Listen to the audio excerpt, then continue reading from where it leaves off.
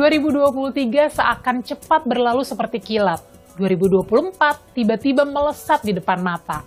Gimana nih ramalan karir, kesehatan, asmara, dan keuangan di tahun 2024? Akankah lebih baik atau sebaliknya? Waduh, berat-berat kayaknya kalau bahas itu.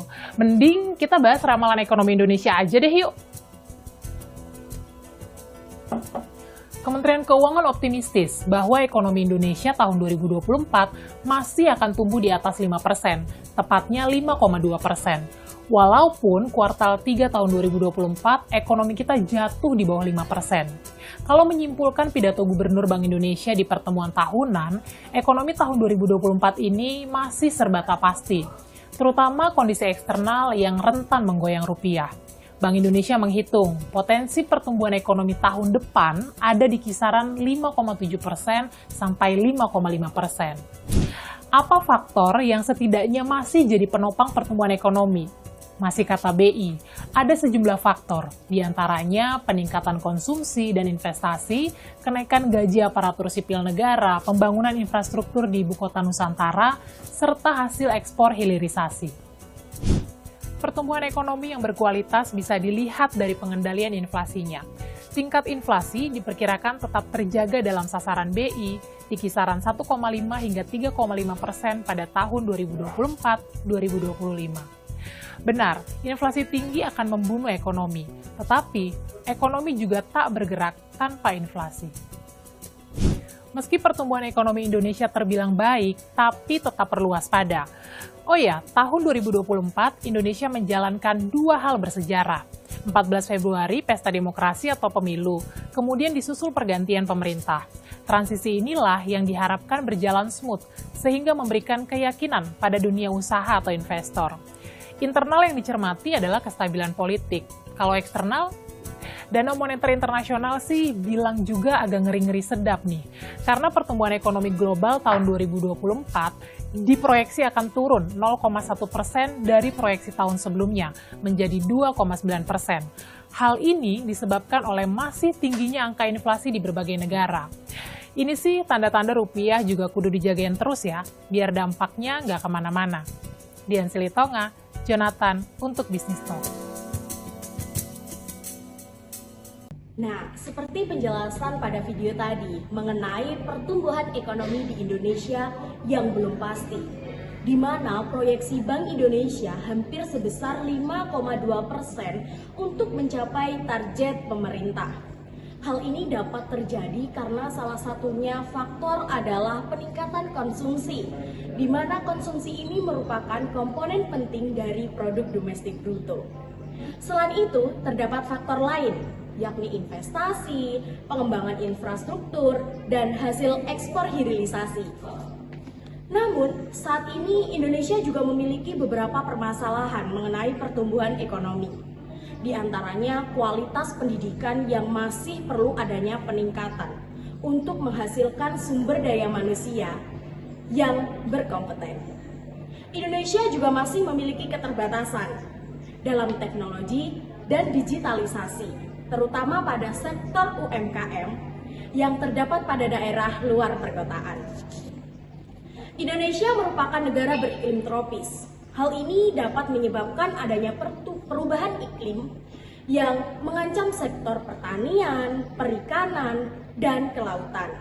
Padahal kegiatan ini merupakan sumber mata pencaharian bagi masyarakat. Dan dari sini dapat terjadi adanya kenaikan pada tingkat pengangguran, terutama pada kalangan remaja, apalagi pada anak remaja yang tidak memiliki keterampilan atau soft skill.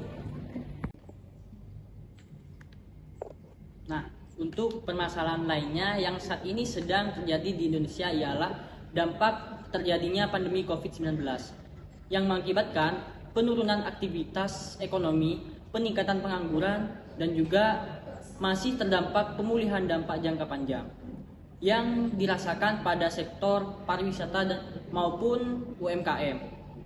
Selain itu, ketergantungan pada sumber daya alam masih sangat disayangkan, di mana ekonomi Indonesia masih bergantung pada ekspor komoditas seperti minyak sawit, batu bara, dan juga karet. Hal ini juga menyebabkan fluktuasi harga komoditas global berdampak pada pertumbuhan ekonomi nasional. Seperti yang kita ketahui, saat ini di Indonesia korupsi masih cukup merajalela. Dengan adanya korupsi tersebut dapat mengurangi efisiensi dan kepercayaan dalam sektor publik dan swasta.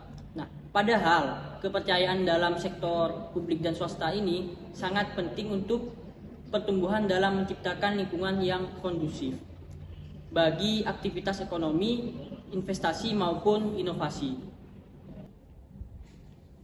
Nah, selanjutnya ialah upaya pemerintah dalam menghadapi hilirisasi, di mana pemerintah itu melakukan peningkatan ekspor hasil hilirisasi pada produk domestik, sehingga dapat menambah devisa negara dan mengurangi ketergantungan pada produk impor. Lalu untuk upaya pemerintah dalam menghadapi inflasi ialah pemerintah bekerja sama dengan Bank Indonesia untuk berupaya mengendalikan inflasi agar tetap dalam sasaran yang ditetapkan, yaitu pada kisaran 1,5% hingga 3,5%. Nah, pengendalian inflasi ini diharapkan dapat menjaga stabilitas ekonomi dan daya beli masyarakat. Lalu untuk yang terakhir, upaya pemerintah dalam menghadapi politik ialah dengan melakukan prosesi transisi politik yang mulus, yaitu diharapkan dapat memberikan keyakinan kepada dunia usaha, bisnis, dan investor untuk tetap berinvestasi di Indonesia. Adapun upaya yang diberikan oleh pemerintahan untuk meningkatkan konsumsi dan investasi, yaitu pemerintahan mendorong konsumsi dan investasi untuk mendukung pertumbuhan ekonomi nasional. Diharapkan hal tersebut bisa menjaga daya beli masyarakat dan memacu aktivitas ekonomi. Selanjutnya yaitu kenaikan gaji aparatur sipil negara atau ASN. Kenaikan gaji aparatur sipil negara atau ASN diharapkan meningkatkan daya beli dan konsumsi rumah tangga yang akan berkontribusi pada pertumbuhan ekonomi nasional. Yang selanjutnya yaitu pembangunan infrastruktur dari ibu kota Nusantara. Infrastruktur di ibu kota baru diharapkan mendorong pertumbuhan ekonomi dan menciptakan lapangan kerja dan meningkatkan aktivitas ekonomi di daerah tersebut. Menurut saya, sebagai mahasiswa, pemerintah telah melakukan kebijakan-kebijakannya dengan tepat. Pemerintah telah menjaga tingkat inflasi. Walaupun terdapat banyak kegiatan seperti pemilu, pergantian pemerintahan, dan lain-lain, di Indonesia pada tahun 2024 mengalami peningkatan ekonomi sebesar 5%, sehingga inflasi yang ada di Indonesia dianggap stabil. Inflasi memang dapat memenuhi ekonomi yang sangat tinggi.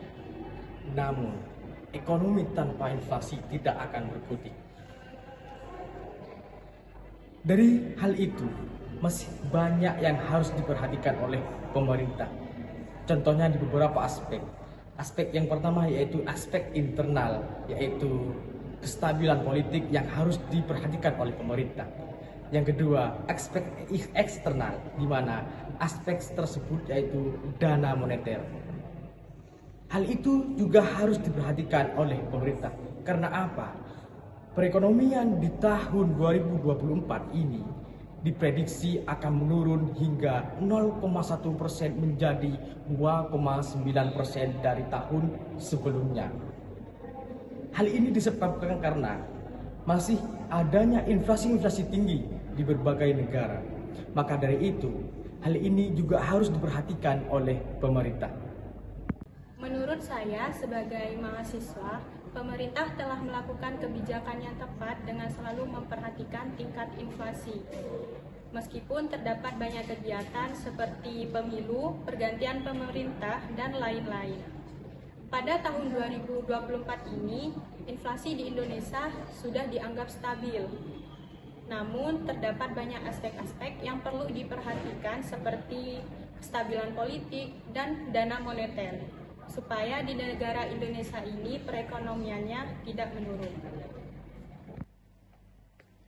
Nah, sudah dijelaskan oleh teman-teman dari hulu ke hilir tentang pertumbuhan atau pembangunan ekonomi.